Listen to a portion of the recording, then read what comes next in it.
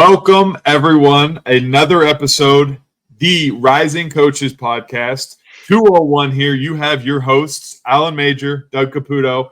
Happy to talk today. A little more basketball, but at this point, we have the head coach, Illinois State coach, Ryan Pedon. Coach Pedon, welcome to the podcast. What's going on? Great to be here, guys. Appreciate the invitation and always excited to talk hoops and share anything that I might be able to for the younger generation and the next wave of coaches coming into our profession. Yeah, we appreciate it, brother. Congrats on your season too, by the way. You guys had a hell of a year. Thanks a lot, Major. I appreciate it. And yeah, we got a lot of work ahead of us still, but it's a step in the right direction for sure. And yeah, we're just focused on the improvement, man. Keep improving day by day and try to keep this thing going in the right direction. Absolutely. That's the great thing. I know we'll talk about this at one point, but just seeing the growth that you have had since your first year as a head coach.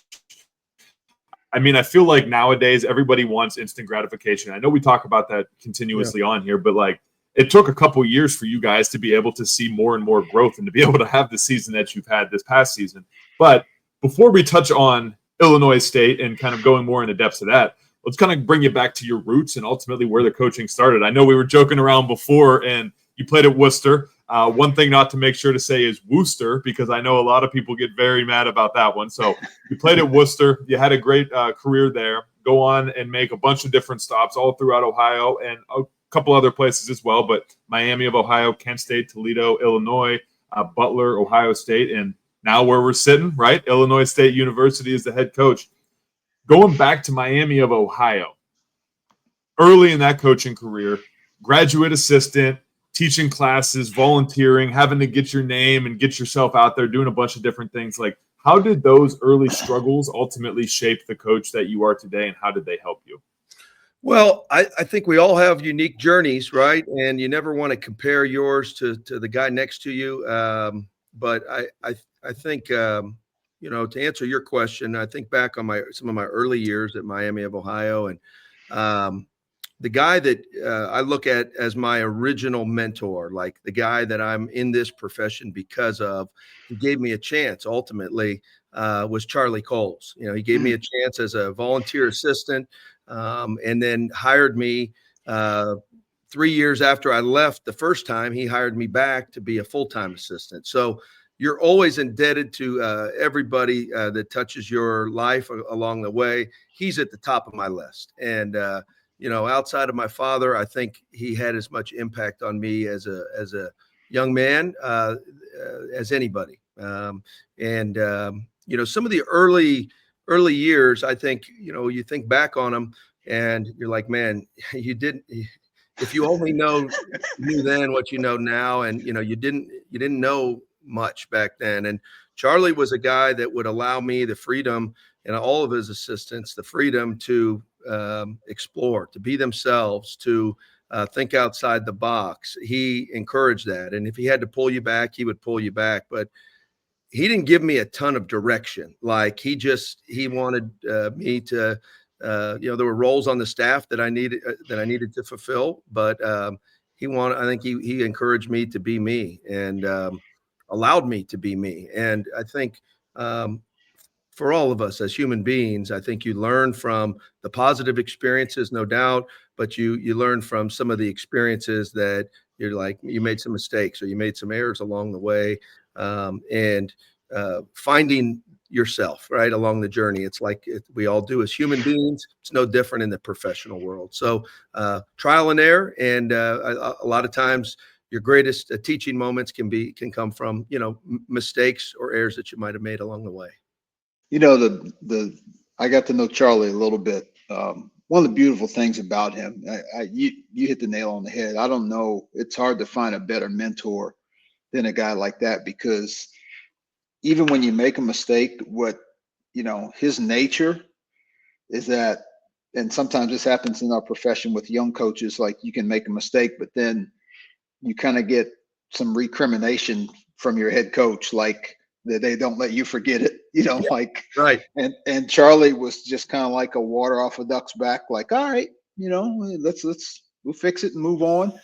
So But what a great mentor to have, because, you know, not only are you growing and, you know, he'll help celebrate your small victories, but then he kind of let the mistakes go. Like his nature was like, he maybe didn't say it this way, but he kind of helped you get to the next play.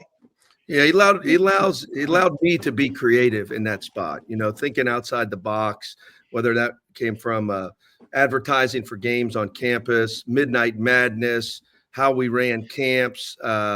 We took camps off of campus and made them a lot more profitable at that time. And, you know, it was probably frowned upon by maybe the university to him, but he wanted to make money for his assistant coaches in the summertime. You know, an old boss of yours, Thad Matta, worked for Charlie, and I know he has so many great feelings about him, like we all do. But you know, they called Charlie the old sage, and he was like the old wise guy, right? He could see things coming. His instincts were the greatest I've ever been around as a professional. He could see things happening before they happened, right? He might pull. He would call it, you know, pulling a kid's coat. He'd say, man, you know, get over here, man. Let me pull your coat because I can see what's coming, you know, whether it was something that was going to derail him, or maybe it was, you know, his response or an attitude to something that happened. You know, he wouldn't let kids get off the beaten path. And, you know, he was hard on him. Like, he's as old school gets. And he's one of those coaches where you say, man, could he survive in today's climate? He would. He'd figure it out. He would adjust. But he was uniquely him, always uniquely him. And, you know, there's not many of those coaches around anymore, to be real honest with you. You know, I call them truth tellers. I think Tom Izzo's one. He's not afraid to tell the truth, you know, whether it's on a kid, whether it's on him, on his staff, or if it's on the profession as a whole. And I really admire that. I admire that. And I think, you know, those guys, unfortunately, they're few and far between in this era, to some level, to some extent. But you can't coach with fear. You can't, you know, you can't control the things that you can't control, right? So coaching to your convictions, I think, is as important now as it's ever been. 100%. Yeah. The toughest thing to do sometimes is to swallow that pill of truth or reality, right? Especially, I mean, from a coach's perspective, like being able to have that tough conversation with a kid, especially that you've grown so close to for 2 to 3 years, and be able to tell them like, hey, we don't need you doing this. And then if the kid doesn't take that, that's a tough conversation to have sometimes, you know, and maybe kind of button heads a little bit, being hard on somebody. Because I feel like a lot of times now coaches want to be able to be the friends of these players. And we've noticed maybe that doesn't necessarily always work out. Now, don't get me wrong, obviously you can have a good relationship and be a good friend with them, but you kind of have to ultimately be, at least how I view it, is the father figure, essentially. Like, you got to be the one to kind of put the hammer down and say, no, this isn't how we're doing it, and this is how we're doing it. So I'm glad you said that. But just looking back through your career, right, all these different stops that I had mentioned prior to, the coaches that you have been a part of or been with, usually everybody always says they've taken a piece of just one piece or one or two pieces from their coaches and things that kind of help mentor them and bring them to the situation they're in now. If there was like one word you could use to describe the former coaches that you have had, what would that one word be for each of your coaches? You know, I think the easy word would probably be unique. But I think maybe when I go a level deeper here, I would say relationships. And so much of what we learn as assistant coaches in this profession, and some of us aspire to be head coaches, some of us don't. That's fine, regardless. I think so much of it is your journey, and you're learning what you want to be like. Okay. And there's going to be certain traits and characteristics and aspects of program building that you're going to take from each of your bosses, your mentors, or the guys that you work with. but I think equally as valuable, and this is not to be critical, but there's aspects that you're going to see and that you should be noticing and you should be taking inventory of that you don't want to be like as well. And that's not necessarily a knock on your boss's personality, but maybe that's not me. That doesn't fit me. That I can't see my belief system allowing me to do that. That's why I think alignment is really important, but a variety of experiences is really important. So the word I would use is leadership, and is relationships. Is relationships. When I say that, I would say, I go through my list of bosses that I've worked for, and I'll start with Jimmy Christian. The value of his relationships with his coaching staff. Okay. We were very, very close. He was hard on the assistant coaches, but he was hard on his players. High expectations, but we had great moments together. We golfed together a lot. We had a lot of fun off the floor together. We had lunch together every day. Those are moments in time that I'll carry with me forever. And that taught me the value of being close and connected with your coaching staff. Okay. Charlie Coles, relationships. Charlie was one of a kind, working for him, the relationships that the depth of the relationship that I had with him. Like I said at the very beginning, outside my father, I don't know that I've ever been impacted more than I have been from Charlie Coles, professionally or as a man. And, how that relationship came to be was time well spent. Our staff meetings, we might have to cover what we're doing this weekend for an official visit. And we would cover that in about 11 minutes. And then we would be in there chopping it up, listening to his stories and talking for like 2.5 more hours. That was a regular occurrence. So anyone that's ever worked for Charlie Coles can tell you, like, that's a regular occurrence and is the greatest storyteller I've ever been around. Then I go to Todd Kowalczyk, working for Todd, his first 3 years at Toledo, the relationships that he had with his boosters, with those outside the program, the connections he made in the community with all the right people. I've often said this, I think he's the best CEO I've ever been around. And he taught me so much about that aspect of program building. He's a hell of a coach, but what he's done in terms of making his program relevant and consistent and high level has been because of the relationships that they built in the community and with the business leaders. John Gross. Okay. So I was at Illinois for 2 years and working for John, and John's a very unique guy. His brain is always on. He is all basketball. The relationships that he had with his players and coaches, I would say the people that he comes in contact with, anybody that comes in contact with him, and Mage, you worked with John as well when he was an assistant. But I think John has had guys that have worked for him for a long time. And I think that tells you something right there. It tells you, like, man, really good person, man, at heart, like as kind of a man.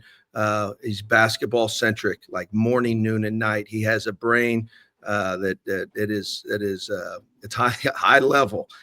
So I learned so much from him about just the relationships that he has and how he cares for people that he works with and that he coaches. Then I go to Butler University and work for Chris Holtmann, a completely different persona. But I always said this about him. He always had a knack for saying the right things at the right times to anybody he comes in contact with. Right. And he has a way about him. Chris Holtmann has a way about him that enables him to have really deep rooted relationships. He's a little bit of an introvert away from the basketball floor. So the relationships and the depth of relationships he has, I know those are very important to him. But I may be different than him in those ways. But I learned from him, like, sometimes slower is better, deeper. You find deeper meaning in the depth of relationships from time well spent. And those that you surround yourself with and how important that is. One phrase he always used is, he said, "Show me your friends, I'll show you your future." and I think that's so true.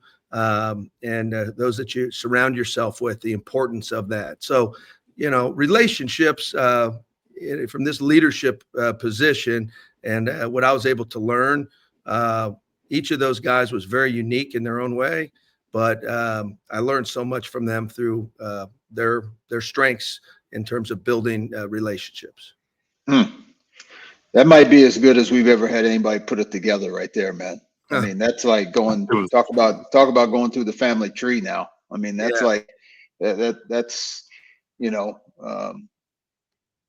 ancestry 101 basketball wise right there for sure. Well, Mage, we got to learn from all of our experiences, right? And you learn from those that you work for, you learn from those that you work with, but don't ever be afraid to learn from all people around you.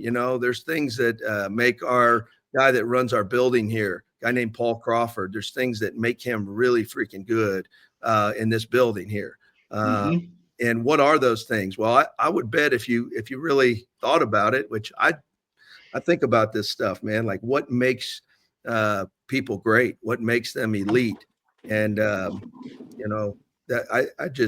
I'm into that. And I think you got to be very aware of those things. And what are you taking from it? Because I think we can learn from all people around us.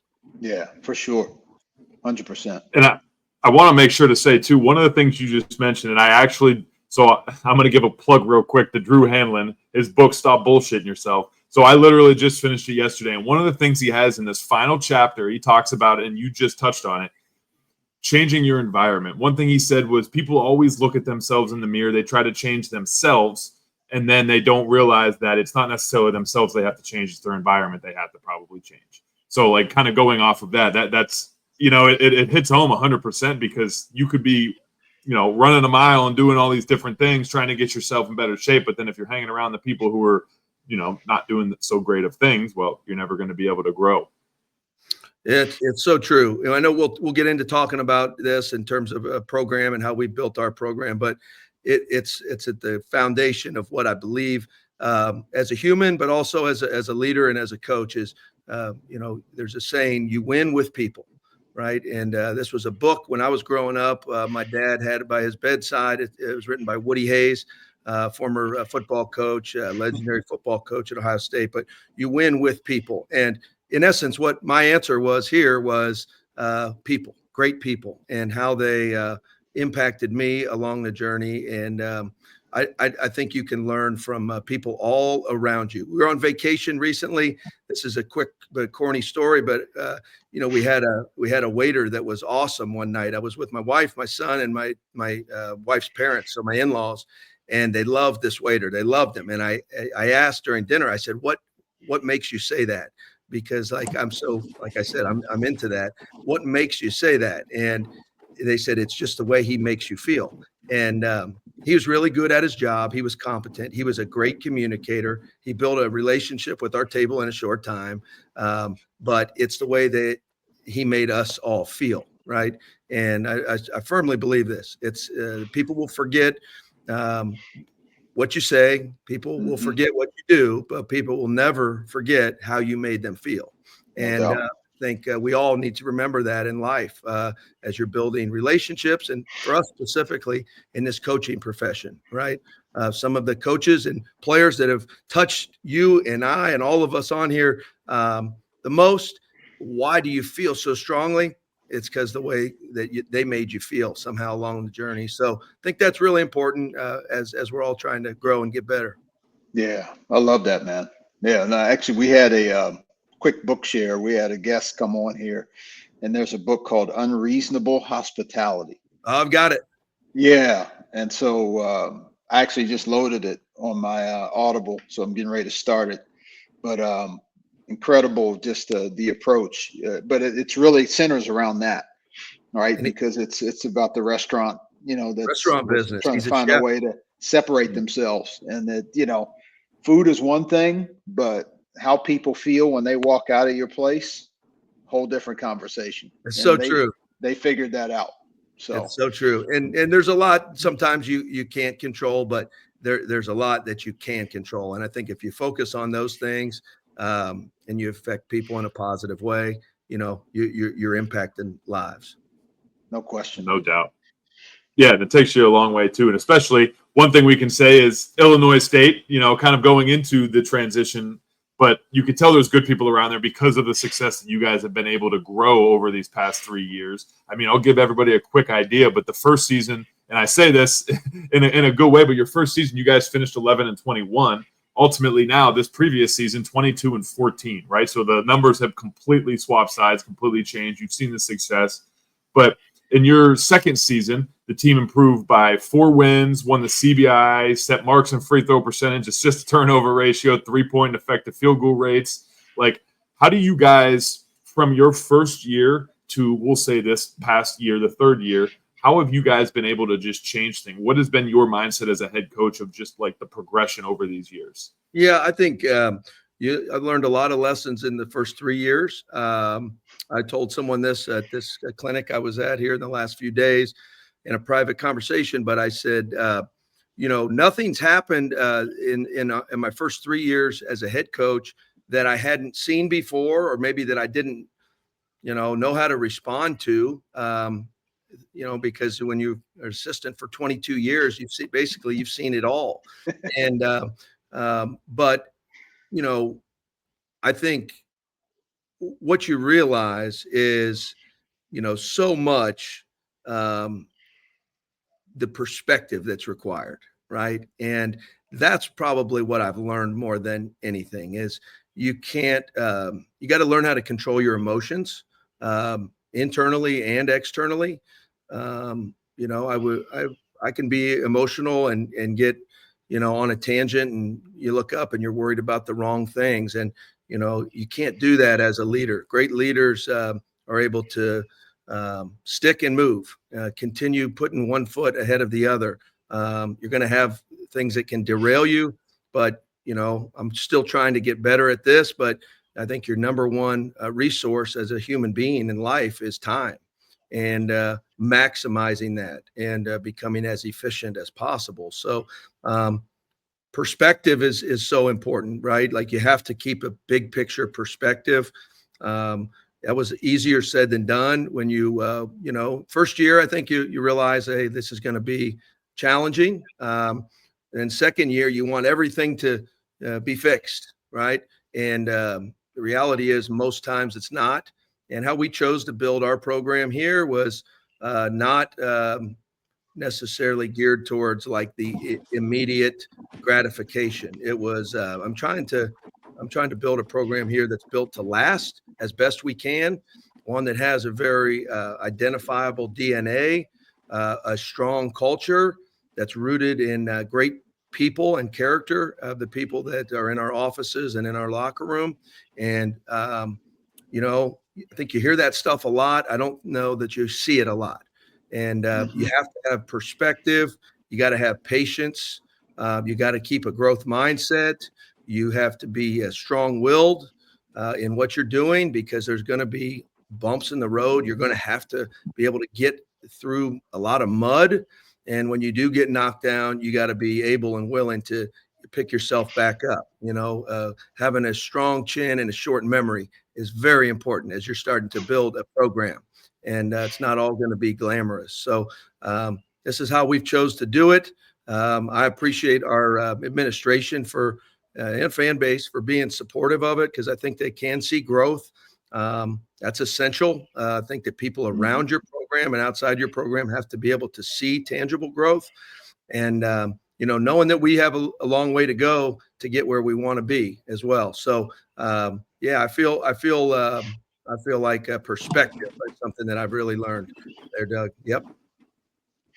This is probably now more clear than it's ever been. What's the DNA of an Illinois State basketball player? Because you got your program now to the point where we were just talking about this with our previous guest. You want to get your program to the point where it's not for everybody, because that means you really know who you want coming through the door into the building. What does that look like now for you? It's probably, again, more clear than it's ever been after year 3. But what's the DNA of an Illinois State basketball player? So here's what I would say to that. I will answer the question, but I think for guys that are aspiring head coaches or leaders in any walk of life, I think the people that work for you, the people that play for you, the people that are around you, the people that you're trying to recruit, and there's a lot that goes into that, right? You have to be able to define that verbally for some people outside the program. But I think spend a lot of time on who and how, okay? Who you want to be, who you're going to be, who you are, and how you're going to go about building that. And for us, just repeating our DNA in year one and year two over and over and over. Our core values, leaning on those. If we're going to have core values, they're not going to just be on a wall. Like we're going to live by those. And then it's not just living by those, but that's how we define our success, is how committed we are to those. We have core values, we have core values, and we have a DNA. Who for us is pretty simple. We want to recruit high character young men, guys that are tough, smart, skilled, competitive, guys that fit our core values, which I'll mention here in a minute. Intelligence is important to me as a player and when we're putting together a coaching staff. Humility is really important to me. Charisma is important to me. Okay, I have damn good basketball players. I think that goes without saying, but guys that I can connect with. It's not that complicated for me when it's not always easy to find. You have to find the right guys, and you have to have a very, particular lens. Our assistants will tell you I'm very picky, and I don't apologize for that, because I think there's nothing more important than the people that we have in here. And if we had 1 out of 13 that's the wrong person, that can upset. We all know that can upset the whole apple cart. I can't relate to football coaches because I can't imagine that 1 or 2 or 5 guys that maybe don't fit you perfectly out of 85, that's probably not going to throw you off. It's not going to derail you. Reality is, in basketball, 1 person will derail you. So those are some characteristics that we look for. High character young man. Academics is important to them. Guys that want to be coached. Those are all things that you probably hear, but I would tell you, like, give me a profile sheet of all 14 guys in our locker room. They're checking every one of those boxes. No question. They're checking those boxes. And, that stuff's important to me. When we're building our program, I also think this, I'm not going to beg a guy to be here. I'm going to put our best foot forward through the recruiting process. I think the official visits are really important for families to take a deeper dive into who you are and get to see who you really are. But at the end of the day, like, guys want to be here or not, right? And I think that's so important in this era, especially. I think the worst thing we could do is get a kid because we had texted him the most or called him the most. And Mage, you and I both know that's a different philosophy than the way we grew up in this business. Right. Is because you're doing anything that you could. You wanted to find a right fit, but I think just getting a kid was everything. Well, now they have the ability to be so mobile, the mobility to transfer every year. Like, I think you're doing him a disservice, and I think you'll be doing your program a disservice if you bring a young man in for the wrong reasons, or if you talk him into coming. So I search for the conviction. We haven't been to the NCAA tournament since 1998. That's the longest drought in our conference. That's wild, right? I left Ohio State in 2022. That was my hometown. Mage, that was my dream school, dream job. I was an assistant at Ohio State. Like, I consider myself so blessed. And you were great to me, by the way, Mage, when you were at Ohio State and I was a young buck. Like, how you treated me and encouraged me is something I'll never forget. You were a true mentor for me in the business. But for me to come here to a school that that hasn't been to the tournament since 1998, like, I must have really seen something here. And I make this very clear in the recruiting process. I don't want to drown that, but I'm going to mention that right away, because we need dudes with us that are going to run to that, not run from that. Mm-hmm. That's important to me, is that we got dudes that are running to 1998. I want that challenge. I want to be in a situation where we can do something legendary, right? And so that's something that's very important to me. In terms of our core values, like who we are, you know, I give you our core values: truth, humility, accountability, respect, and toughness, physical and mental toughness. And there's a lot that goes into those, but I think they're pretty simple, and I want guys that live by those. I wouldn't do well with an arrogant guy, or a guy that has all the answers, or a guy that doesn't want to be coached. I just wouldn't. So I'm trying to recruit guys every day, every year, and pile classes upon classes of guys that fit those values. And if we do that, I just trust that the results will take care of themselves. Court values, we just have 4: dominate the effort plays, be a great teammate, set the rules, play with an edge. So you want to know like how we play? Yeah, I think you got to play the right way, and you got to defend and all that. But those 4 things, I want our guys. People that watch us play or watch us train, watch us work, they should see those things in all that we do. And then we've got a DNA that we say we want to be the hardest playing, best conditioned, most competitive, unselfish, toughest, nastiest, most committed team in college basketball. So that's who we are, Mage. Long answer, but No, I love it. The that's perfect answer. Core values in the DNA. I want our guys to be able to recite and know like the back of their hand. No, you hit the nail on the head, because again, you're trying to get your program to the point where it's not for everybody. That's right. And so, there's 2 ways people lose weight, right? They go the crash diet route, and it's like the Biggest Loser deal. They weigh 275, and then in 3 weeks later they're like 212. And people were like, what the hell's going on? Well, 3 weeks after that they're 287. Yeah. And so what you guys are doing is you guys are taking the different route of, all right, we're going to lose weight, but let's lose weight the right way, and let's be consistent, and let's stay with it. And we're going to drop 3 pounds a week, and we're going to drop 2 pounds the next week. And then, so then 6 months later, maybe we started 275. 6 months later, we're at 245, but that's the right 30 pounds that are gone. And now we're going to work that 245 down to 215. And then that next 30 is going to be the right kind of 30 that's gone. And so as a result, that's a sustainable weight loss program. And so what you guys have done is year 1, 11, year 2, 15, year 3, 22. So it's steady, right? It's building a consistency. People know what your kids walk around campus now, and people know what they're like. They know how they're going to act. They know how an Illinois State basketball program member is going to treat you, right? So it's like, that's what you guys have done. It's the right kind of weight loss, and you're building it. And again, is it a little bit slower? Sure. It's a little bit more steady and deliberate? Sure.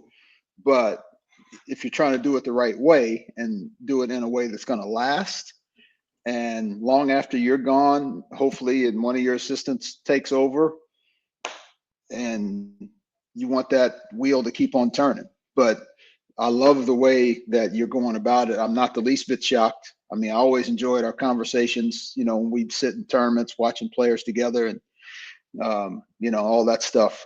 So I'm not the least bit shocked of what you're doing and how you're doing it, because you're the same guy that I met back then. You're that same guy now, and you can't say that a lot about this business. A lot of people change colors like chameleons, but no, you're the same dude, man. So not the least bit shocked at the success you're having. No, I appreciate it. It's a microwave society. I mean, you've heard that analogy before, but so many people want, what's quick and easy. And that's kind of what you were saying there with your first diet. That's quick and easy. The reality is to build things that are great, that are grand, that are built to last. It's got to have a really strong foundation. And so like how we're choosing to build this, I'm not going to ever apologize for. My hope is that we can continue to keep climbing and building, and that there's an element of regeneration in our program, that there's an identifiable DNA, way of playing, way of being, way of living, that you say, man, that's a Redbird guy right there. Like that's an Illinois State type of player. And that requires a strong foundation. Not, I said, when I got here, I'm trying to build a home that is built to last, not coming in here to try to microwave a program, maybe be good one year, maybe not, and then flash in the pan and, just trying to get in and get out of here. Like that's not probably just not me at the core. So, or what I believe in. So, so I'm excited for where we're at for sure, but equally as excited for, the guys that we have, coaching staff and players. Like that's what excites me even more. Love it.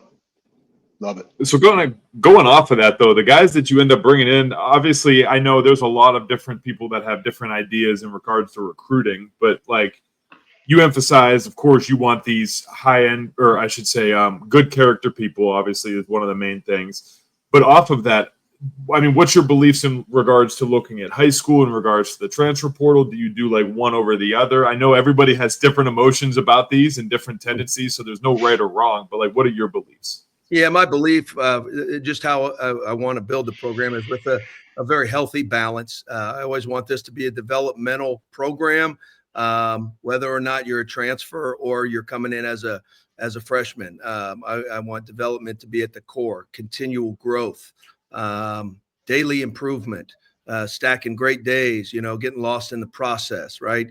So that I will never, ever want to change. Now, the formula we all know is get old and stay old. So creatively, based on who's here, who's staying, who's going, that can look a little different year by year, but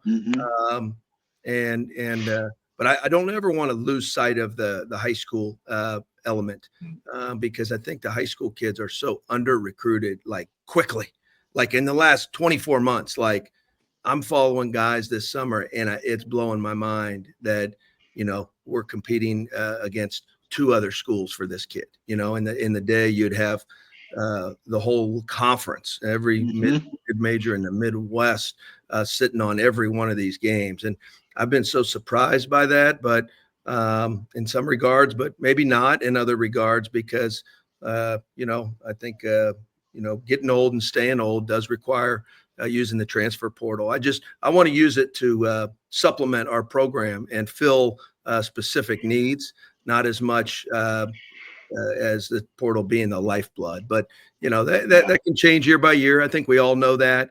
That's a harsh reality of the era that we're in, and, is what it is. Yeah, for sure. No, it's drafting versus free agency, right? I mean, it's the same approach. I mean, you'd like to be draft founded, and then you get free agents out of strength, right, to bolster yourself, as opposed to getting them out of weakness to just stay afloat. That's right. So I think the late high school kid now is probably the most under recruited. Like, I don't know what the stats were this year, where maybe the top 50 late seniors ended up, but there's a lot of guys falling through the cracks that are still available in the spring. Yes, that had the ability to come in and help.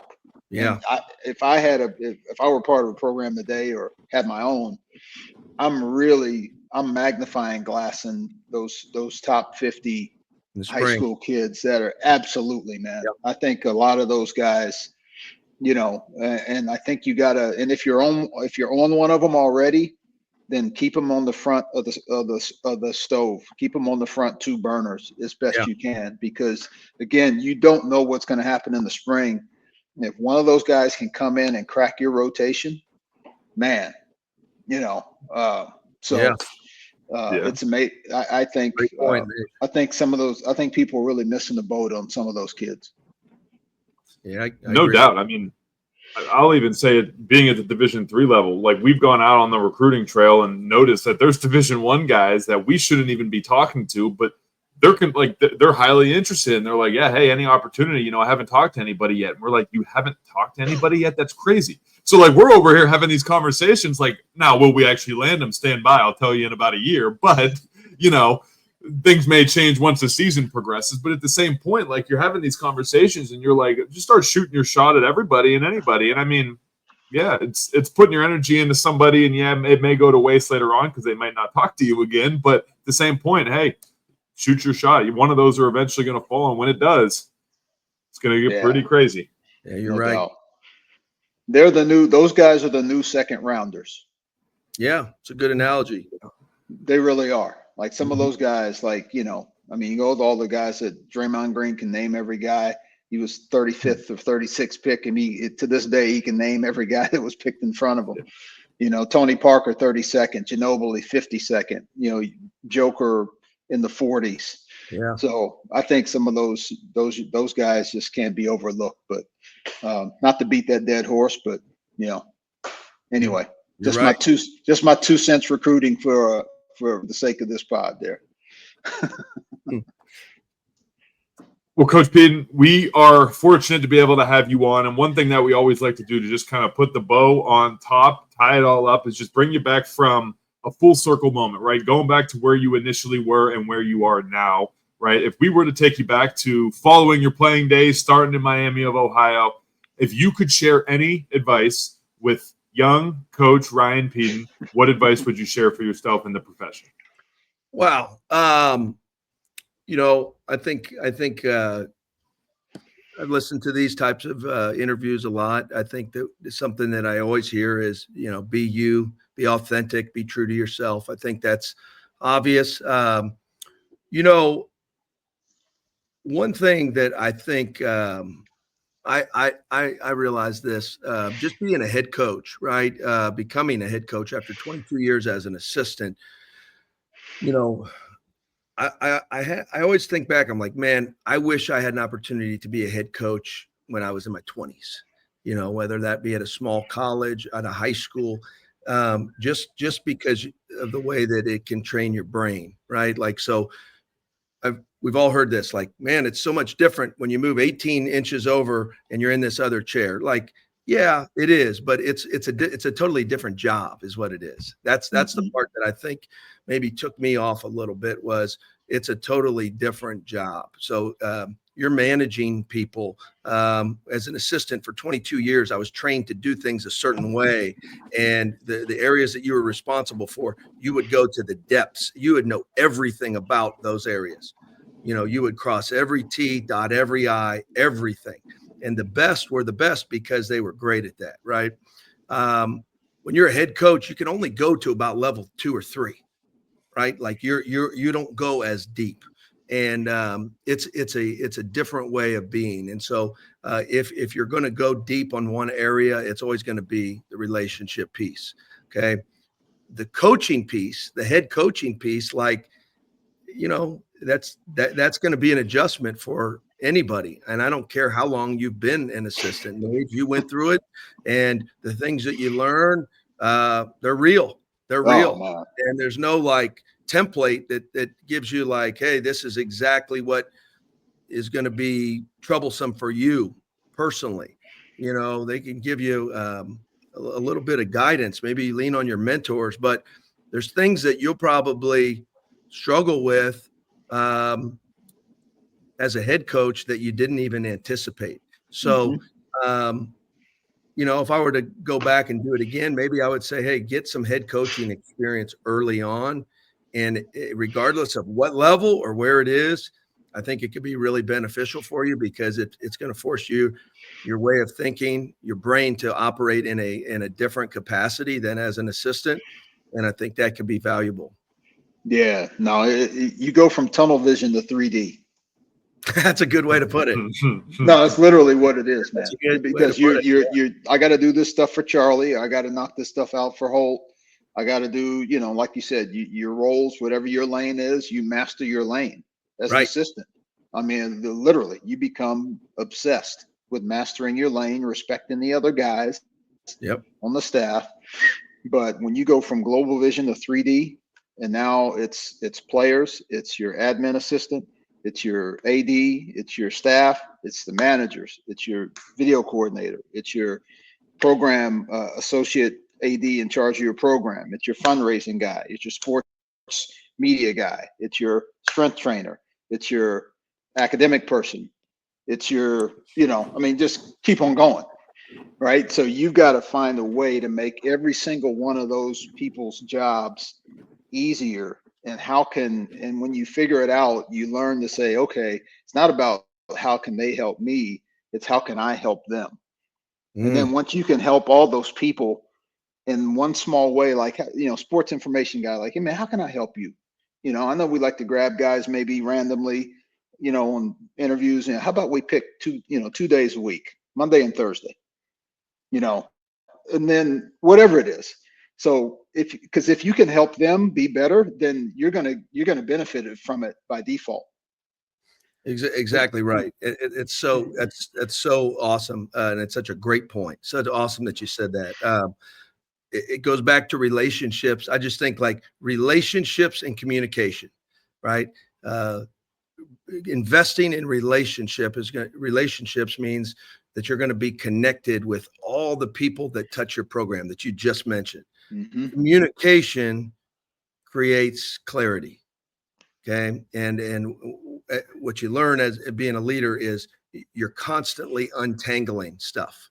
Okay. Not only do I have to constantly identify, like, this is what we're going to be, this is what we're going to be about, and constantly defining that for all the people that touch your program. But then, when it gets tangled, like, what then? What are you going to do then? Are you just going to lose your shit every time? And sorry, you can no. Yeah, you can let it rip. You're good. Yeah, you're good. Are you going to just lose your mind every time something goes off to the right or off to the left a little bit? Because you're responsible for managing so many people. So the relationships you have and the communication, the clarity of that communication, and then the people. If you have low character people or selfish people, then they're not gonna be tied to the things that you believe in and want them to believe in as a member of your program, just instinctually. And that's why the buy-in, the commitment. We say all in or against us, Mage. That's what there's no in between. There's no gray area. I love it. It's yes or no. It's in or out.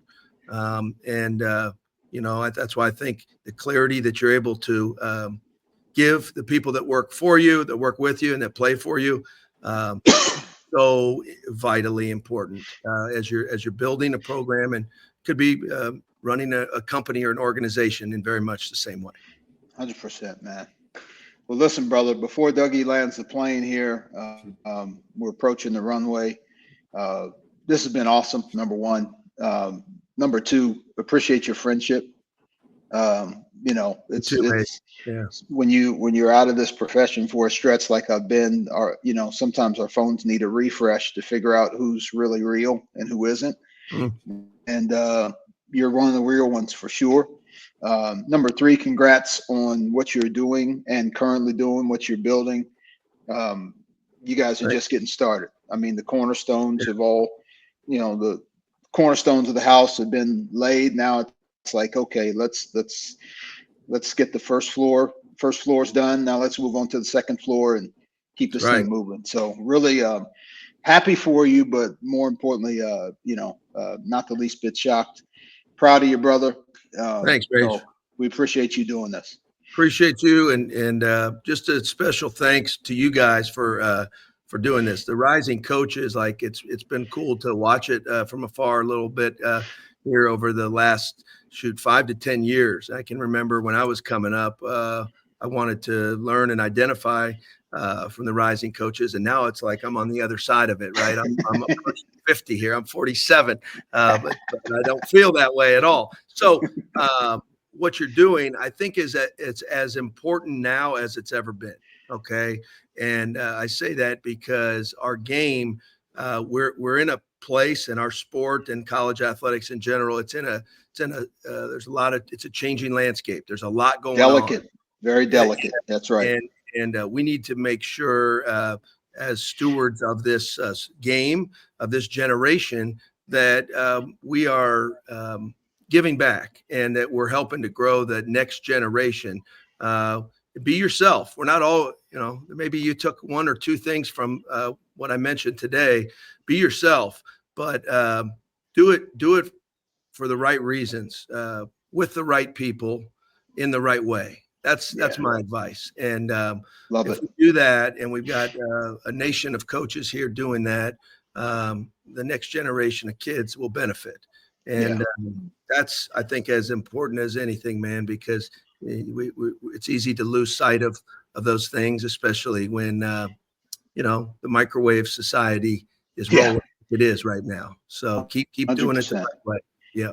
No, I love it, man. We'll hang out a little bit when we sign off. Hang out a little bit because we just need to do a little uploading stuff. It takes about a minute, but anyway, Dougie, there you go. No, Coach. Thank you. I mean, we always say it, but like genuinely, just to take a couple minutes out of your time, maybe more than a couple minutes, but be able to talk with you regardless, learn from you, share your stories, your experiences. Thank you. Thank you. We're just as grateful. So thank you for being on here and everybody listening. And that does it for another episode, the Rising Coaches Podcast. Your hosts here, Alan Major, Doug Caputo. All you coaches out there, keep working and keep rising, coaches. We'll talk to you next time.